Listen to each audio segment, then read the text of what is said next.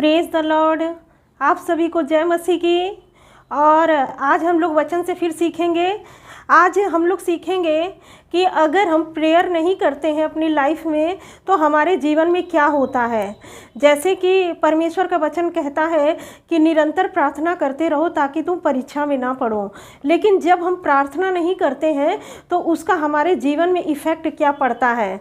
जैसे कि हम देखेंगे, जैसे आप देखे होंगे कि जैसे एक बहुत बड़ा पेड़ है और हरा भरा पेड़ है, और धीरे धीरे अगर उस पेड़ में दीमक लग जाए नीचे जड़ों में, और धीरे धीरे वो खाता रहे ऊपर से तो बहुत पेड़ जो है बहुत बड़ा दिखाई देगा और देखेगा कि उसकी शाखाएं दूर दूर तक फैली हुई हैं। लेकिन अगर दीमक लग जाए उस पेड़ में और धीरे धीरे वो पेड़ सूखने लगे, ऊपर से वो दिखाई देगा कि हाँ बहुत बड़ा है, लेकिन जड़ों में अगर वो सूखने लगे और उसकी जड़ कमज़ोर हो जाए तो एक न एक दिन वो जो पेड़ है जब आंधी तूफान आता है तो वो अपने आप गिर जाता है, क्योंकि उसकी जड़ें कमज़ोर हो चुकी हैं। वैसे ही हम अपनी ज़िंदगी में देखेंगे, अपनी लाइफ में देखेंगे कि अगर हम प्रेयर नहीं करते हैं, अगर हम प्रार्थना नहीं करते हैं तो उसका हमारे जीवन में क्या इफ़ेक्ट पड़ता है। हम देखेंगे कि जैसे कि अगर हम प्रार्थना नहीं करते हैं तो हम परमेश्वर की इच्छा को नहीं जान पाते हैं।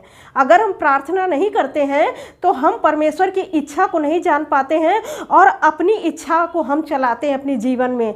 जबकि परमेश्वर की इच्छा ये है कि हम उसकी इच्छा पर चलें, उसकी आज्ञा पर चलें। लेकिन जब हम प्रार्थना नहीं करते हैं तो क्या होता है कि हम अपनी इच्छा अपनी लाइफ में चलाते हैं, अपने जीवन में अपनी इच्छाओं को हम आगे रखते हैं। क्योंकि शैतान जो है इसीलिए आता है कि वो हमारे विश्वास को ख़त्म करे, हमें घात करे और चोरी करे। जो कुछ परमेश्वर का वचन है वो इसीलिए आता है कि हमारा जीवन खराब हो जाए।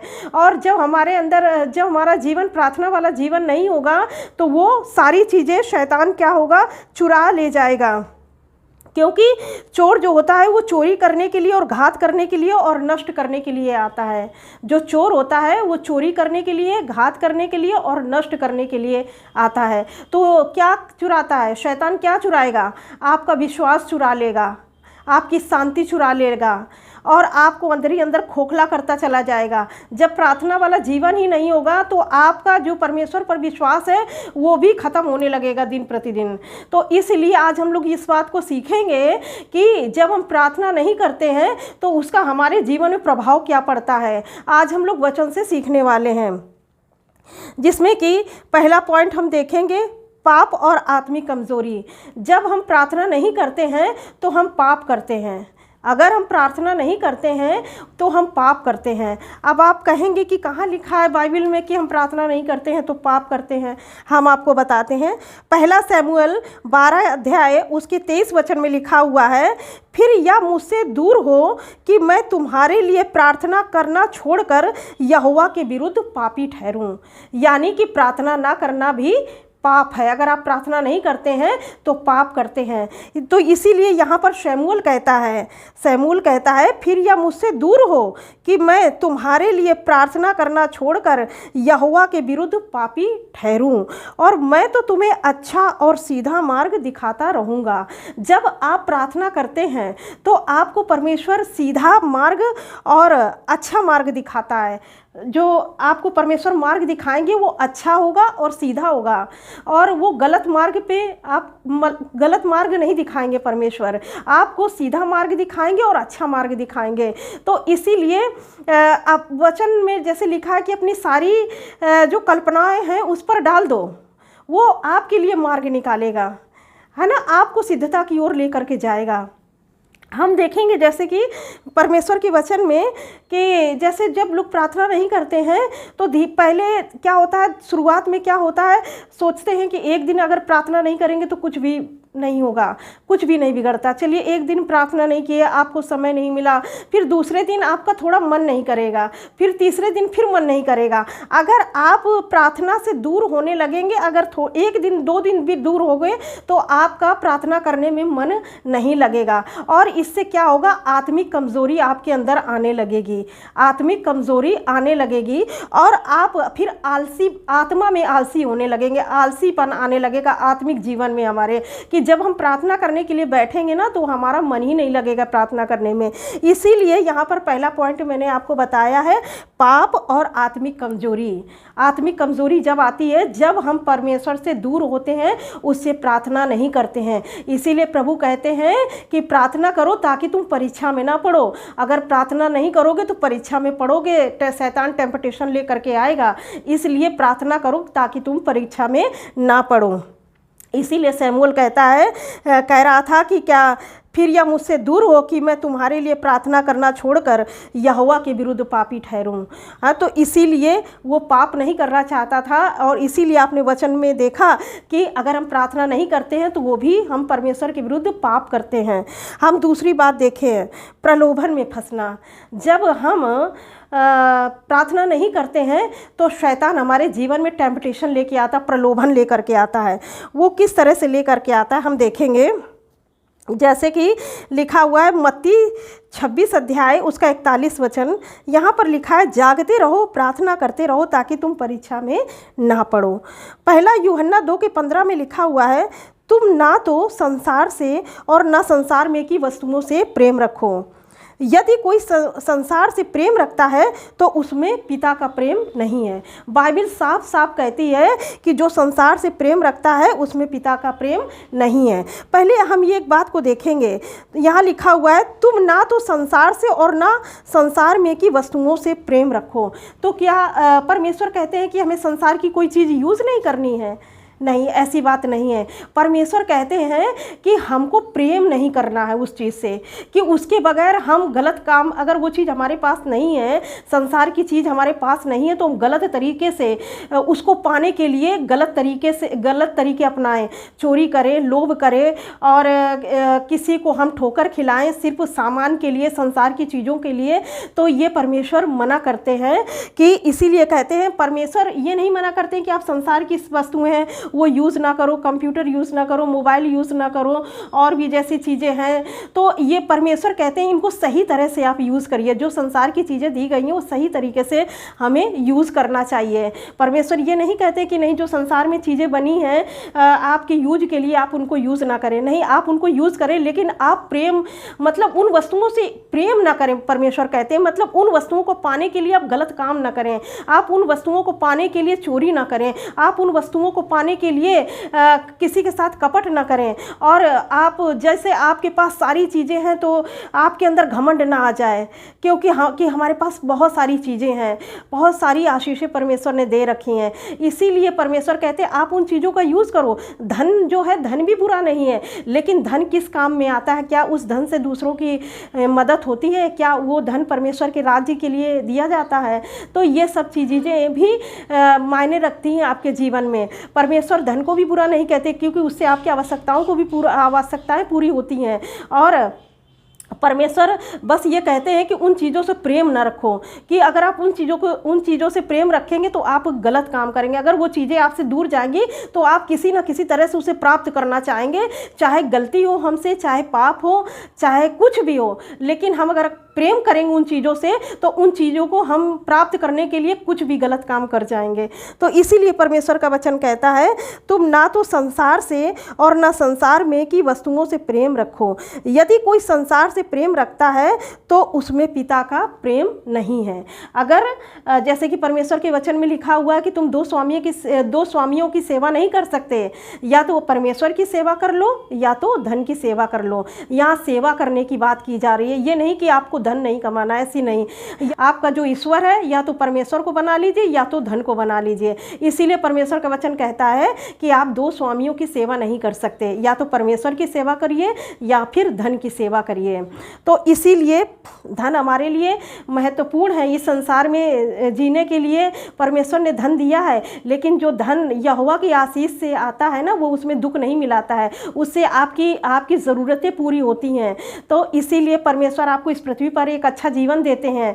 तो लेकिन अब उस धन का गलत उपयोग करेंगे ना, वो चीज़ गलत है। तो इसीलिए परमेश्वर का वचन कहता है कि यदि कोई संसार से प्रेम रखता है तो उसमें पिता का प्रेम नहीं। पहला यूहन्ना 2:16 में लिखा है, क्योंकि जो कुछ संसार में है अर्थात शरीर की अभिलाषा आँखों की अभिलाषा और जीविका का घमंड वह पिता की ओर से नहीं है परंतु संसार की ओर से है।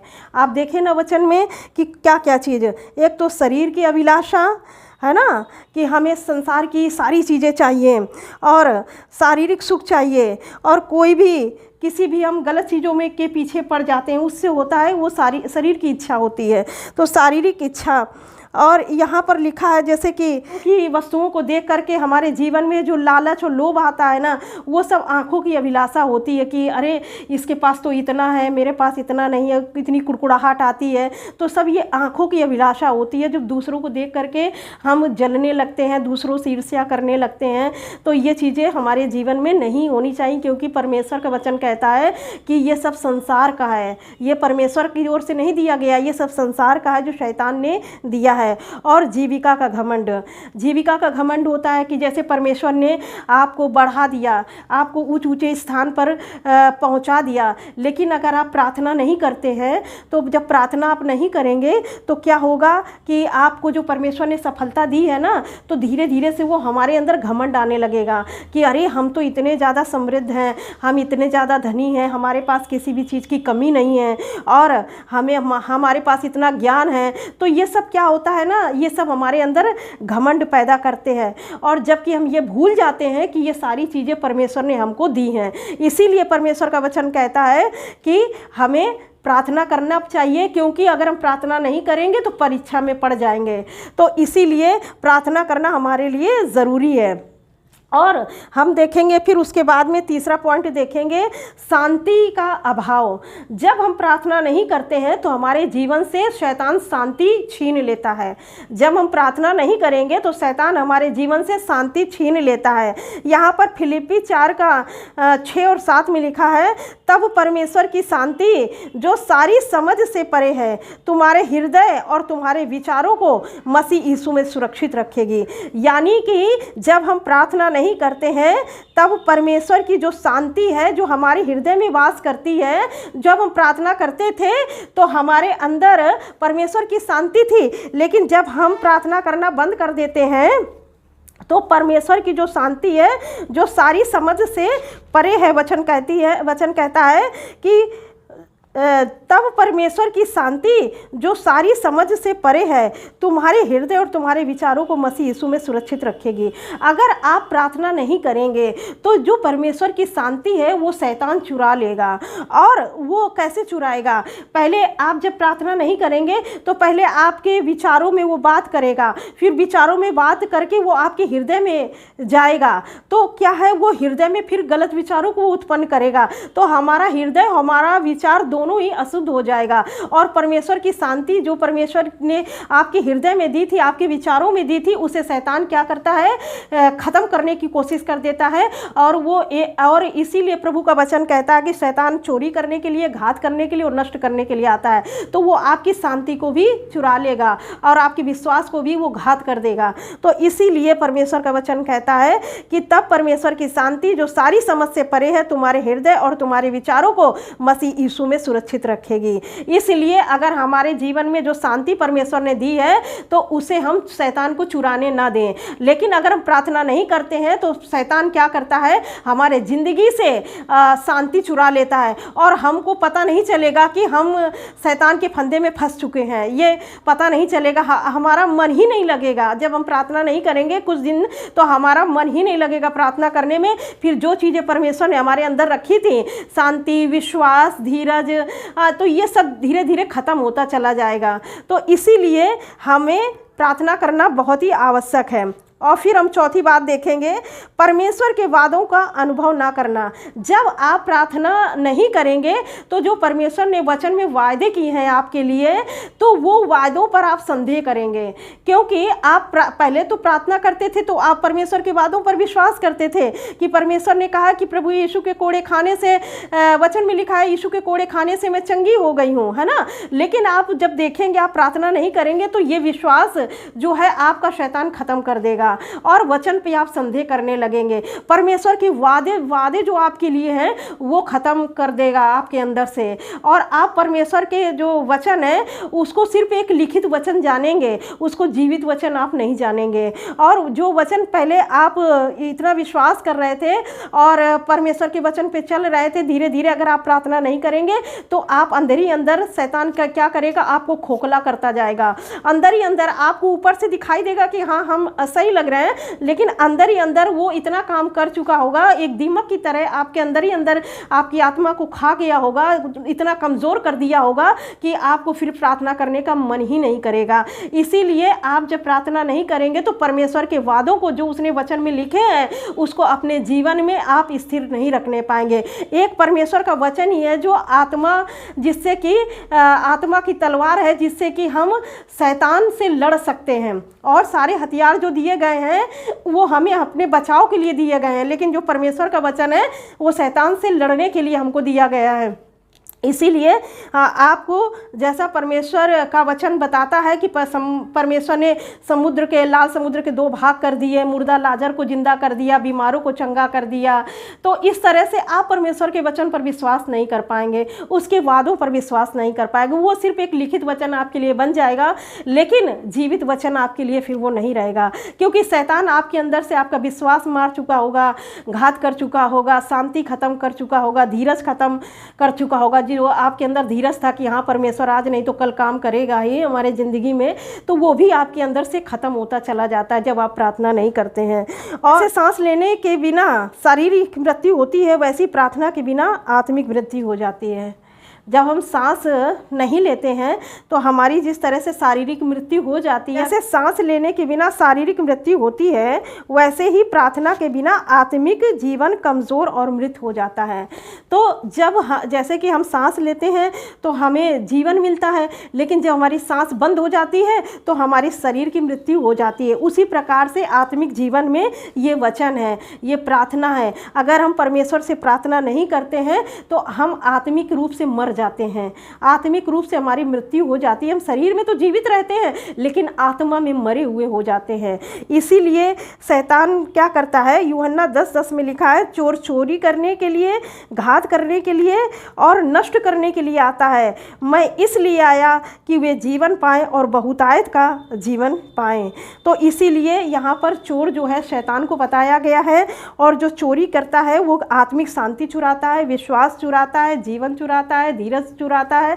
तो ये सब क्या करता है, फिर आपको अंदर ही अंदर वो घात कर देता है, आपकी जो आत्मिक मृत्यु को चले जाते हैं। इसीलिए प्रार्थना हमारे जीवन में बहुत ज़रूरी है। आपने पहले सुना था कि प्रार्थना के क्या फ़ायदे होते हैं, आज हमने सुना है कि प्रार्थना ना करने के क्या नुकसान होते हैं हमारे ज़िंदगी में। पहला क्या था, पहले अगर हम प्रार्थना नहीं करेंगे तो वो प्रार्थना ना करना हमारे लिए पाप है। जैसा कि पहला शमूएल 12:3 में लिखा है, फिर यह मुझसे दूर हो कि मैं तुम्हारे लिए प्रार्थना करना छोड़कर यहोवा के लिए पापी ठहरूं, मैं तो तुम्हें अच्छा और सीधा मार्ग दिखाता रहूँगा। दूसरी बात, प्रलोभन में फंसना। अगर हम प्रार्थना नहीं करते हैं तो हम टेम्पटेशन में फंस जाते हैं, प्रलोभन में फंस जाते हैं। और प्रलोभन में जैसे आ जाती है संसार की चिंता, आँखों की अभिलाषा और जीविका का घमंड, तो इससे क्या करते हैं, हम इसमें फंस जाते हैं। तो इसीलिए, और जो तीसरी बात है वो है शांति का अभाव। जब हम प्रार्थना नहीं करते हैं तो हमारे जीवन से शांति शैतान छीन ले जाता है और हम परमेश्वर पर संदेह करने लगते हैं, और वो शांति जो सारी समझ से परे है तो वो क्या करता है, वो ले जाता है शैतान। और फिर चौथी बात है, हम परमेश्वर के वादों को अनुभव नहीं कर पाते हैं। अगर हमारा जीवन प्रार्थना वाला जीवन नहीं होता है, अगर हम प्रार्थना करना छोड़ देते हैं तो हम परमेश्वर के वादों को जो बाइबल में लिखे हुए हैं, जो जीवन के लिए हैं, तो वो वादे, उन वादों पर हम विश्वास नहीं कर पाते हैं, और जिससे कि वो सिर्फ एक लिखित वचन हो जाता है और जीवित वचन हमारे जीवन में वो नहीं रहता, क्योंकि हमने प्रार्थना करना छोड़ दिया है। इसीलिए सिर्फ हम उसे एक लिखित बुक की तरह देखते हैं और जीवित वचन की तरह नहीं देख पाते हैं। और पांचवी बात है, आत्मिक मृत्यु हो जाती है। जब हम प्रार्थना नहीं करते हैं तो धीरे धीरे क्या होती है, हमारे अंदर से आत्मिक मृत्यु हो जाती है, हम आत्मा में मर जाते हैं। और और यहाँ जैसे कि वचन यूहन्ना 10:10 में लिखा है, चोर चोरी करने के लिए, घात करने के लिए और नष्ट करने के लिए आता है, और मैं इसलिए आया कि तुम जीवन पाओ और बहुतायत का जीवन पाओ। इसीलिए हमें प्रार्थना करना बहुत ज़रूरी है। जब हम प्रार्थना करेंगे तो हमारे जीवन में वो आशीषें बनी रहेंगी, लेकिन अगर हम प्रार्थना नहीं करेंगे तो हम आत्मिक रूप से मर जाएंगे। वो शरीर से हम दिखाई देंगे, शरीर में हम दिखाई देंगे कि हम स्वस्थ हैं, सब बढ़िया है, लेकिन आत्मा में हम मर जाएंगे। परमेश्वर इस वचन से आप सबको बहुत आयत की आशीष दे। God bless you all. Thank you.